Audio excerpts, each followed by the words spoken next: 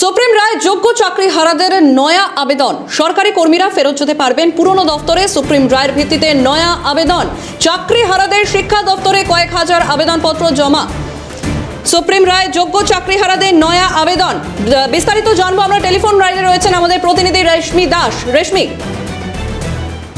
চাকরি গিয়েছিল 26,000 শিক্ষক এবং শিক্ষাকর্মী, এবং তখনই সুপ্রিম কোর্টের রায়ে উল্লেখ ছিল যে যারা অর্থাৎ অযোগ্য হিসেবে চিহ্নিত নয় এরকম যারা প্রার্থীরা রয়েছেন, যারা 2016 আগে অন্য কোনো সরকারি দপ্তরে চাকরি করতেন, তারা চাইলে সেই দপ্তরে ফিরে যেতে পারেন। আর তারপরেই আবেদন জমা পড়ে শিক্ষা দপ্তরে, এবং আজকে মধ্যশিক্ষা পর্ষদ থেকে এরকম 163 জন ক্যান্ডিডেটকে ডাকা হয়েছে, যারা আগে অর্থাৎ 2016 আগে অন্য দপ্তরে চাকরি করতেন বা অন্য স্কুলে চাকরি করতেন।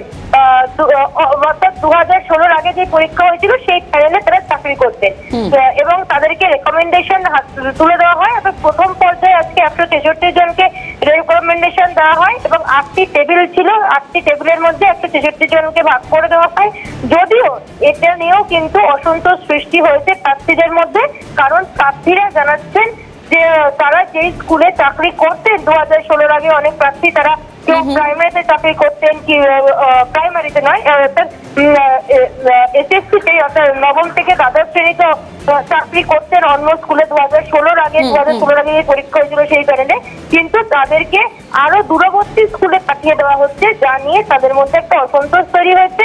তারা বলছেন তারা যেই স্কুলে আগে চাকরি করতেন সেই স্কুলের কাছাকাছি তাদেরকে পোস্টিং দেওয়া হোক, নচেত তাদের যাতায়াতের ক্ষেত্রে অনেক সমস্যা হবে। দেখা যাচ্ছে রেকমেন্ডেশন লেটার হাতে নিয়েও কান্নায় ভেঙে পড়ছেন প্রার্থীরা। বেশ, ধন্যবাদ রেশমি। আমাদের সঙ্গে ফোন লাইনে ছিলেন প্রতিনিধি রেশমি দাস।